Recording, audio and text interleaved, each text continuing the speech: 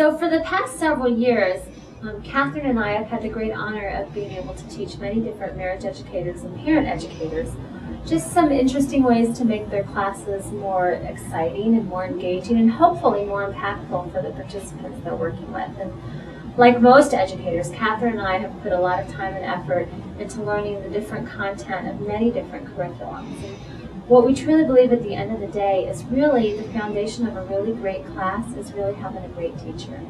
And so in our work, we've kind of come up with this activity that kind of helps teachers really see and think about the way people learn and how different teaching styles can really affect the way people learn. And so usually when we do this activity, we do it with professionals and we ask for volunteers and we use a lot of the crowd to kind of make the activity go. But since it's just the two of us, for today's example, I'm going to pretend to be the teacher and Catherine's going to pretend to be the student.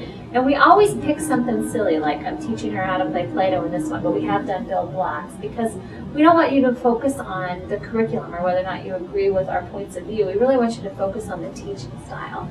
And so in this example, I'm going to teach Catherine how to play with Play-Doh, and I'm going to teach her using 3 different teaching styles. So the very first style we're going to do is what we call the professor or the lecturer. And we're sorry to professors out there. It's just a name that we kind of conjure up to think about when the teacher believes that he or she has all the answers, and it's their job to impart this knowledge onto their student without any regard for what their student already knows. So we're going to pretend like Catherine just sat down, and I'm her teacher. I'm going to start right off the bat with, "It's about time.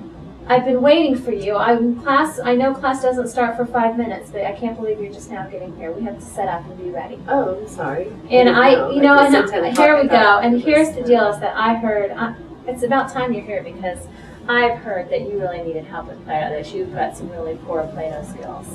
Really? Where'd you hear that from? Oh, it's out there. I could tell. Oh, I could just tell. And so.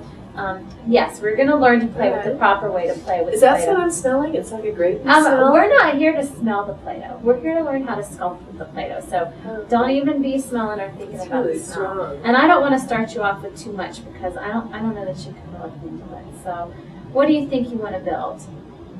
Well, I'd like to see what different colors are there. No, that's for the more advanced students. This is what you get to use. And, I really want you to pay attention to me. I'm really an expert on Play-Doh. In fact, I made this Play-Doh. Oh, did you? I did. No. Oh. I need to know what you're going to build first. Well, how'd you make it?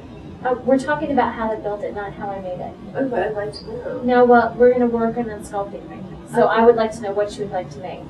Probably like a dog or cat. Okay, I don't think you're ready to make a dog or a cat yet. That's made not tons of dogs and cats. Yeah, I'm a Play-Doh expert, and it's my job to teach you. So I want you to start with something like a snowman.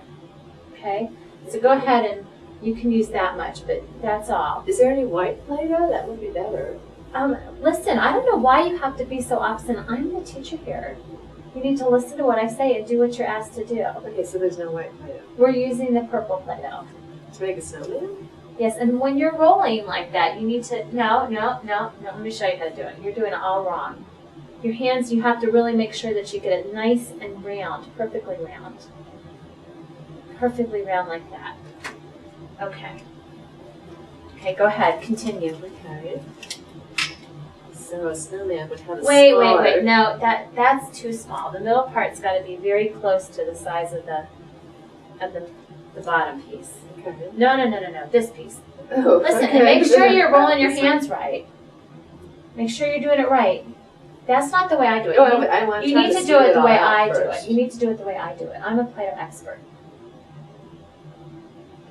Okay, so we're done with that example because I am really getting a little carried away here. But the idea behind this is that this is what we call the professor style. And as you could see, everything that Catherine did was wrong because only I knew the answers. And I really didn't give any credence to what she might already know about Play-Doh or her Play-Doh building skills. And so how would that feel, do you think, Catherine, if you thought that was a real... I think if that was real, and I have seen people, not that bad, but thinking that they're the ones that know everything when they teach a class, and the class just gets very discouraged and disinterested.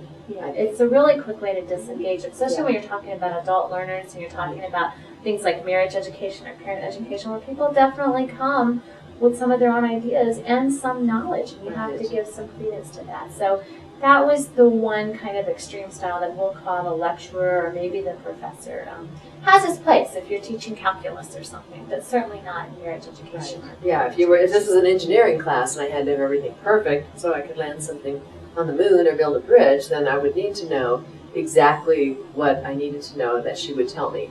But this is not, the kind of workshops we teach are not those.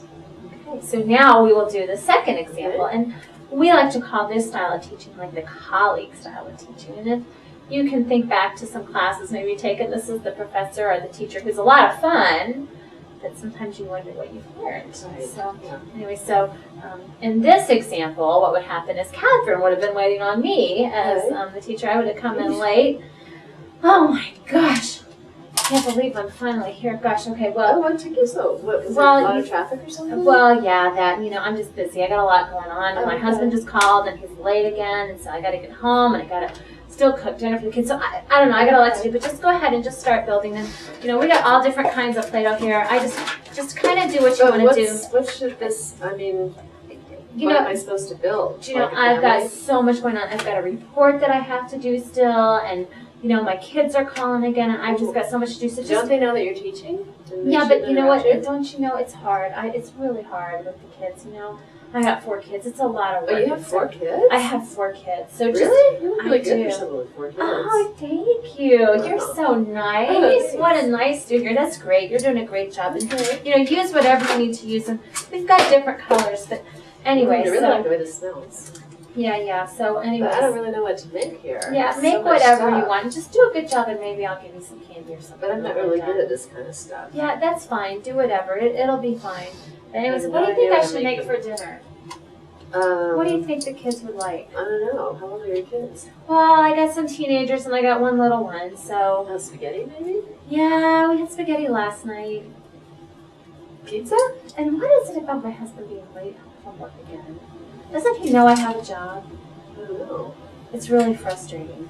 So what else should is there like cutter things or something in there? Yeah, there's a cutter there, and there's a spoon, and there's a fork. So just, do it however you think you need to do it. In fact, I've got this really cool mic here. Look at this. This is even clearer. Gosh, I'm going to see how this one will work. Let me see. Gosh, you can do all kinds of things with this one. Okay. You know what? Let me have this piece right here for what I'm doing. Okay. Do you need that piece? Yeah, I do. Okay. You make like a cake or something? Yeah. Just having fun with it, a little stress reliever. It is such a crazy day. This, I think I need some of that too. Really? It smells good too. So you think spaghetti, really? Think spaghetti? Think kids will like spaghetti? Kids always like spaghetti. I know, but we just had it last night. I don't care. I'll just make Karen your helper some. Have your helper? No, I'm busy. By the time I get home, Okay. I'll just pick a pizza. What the heck? Yeah, that's what I would do. The heck? All right, so I'll see you tomorrow. Okay, bye. Okay, so that's what we would call the colleague style. And a little exaggerated. A little exaggerated. But as you can see, all kinds of boundaries were just totally overrun in that one. And I think, I know we've had the experience of actually working with people like that just didn't stay on track. We're probably 4 hours behind where they wanted to be in the workshop because they did a lot of side conversation. They did a lot of storytelling and maybe a little bit too much, got sidetracked easily by other participants in the group. And so while we don't want to be that, real rigid person, we need to be flexible, but we need to have boundaries and we need to really stay on task with our groups. Absolutely. Okay, so the third style is what Catherine and I call the facilitator style. And we'll just kind of go through our little role play and then we'll talk about it. So Catherine, we're here today so that I can teach you some stuff about using Play-Doh to sculpt things and make things. And have you ever had an opportunity to play with Play-Doh before? Yeah. Oh, yeah. So you've played with it before. Okay. Well, very good. Well, this Play-Doh might feel different than this Play-Doh in here because I made this Play-Doh at home. Really? But yeah, that's why you want to smell. Yeah. So you made grape Kool-Aid. That's grape Kool-Aid. Grape Kool-Aid. Anyway, so I know that you already know a lot about Play-Doh. Like, tell me some of the things you already know. Well, kids love it. It's really fun. It's like a good stress reliever. You can make a lot of fun stuff with it, but the funnest part is like squishing it around. Yeah, it's just kind of fun to squish around, and you can kind of make it all different shapes. Okay.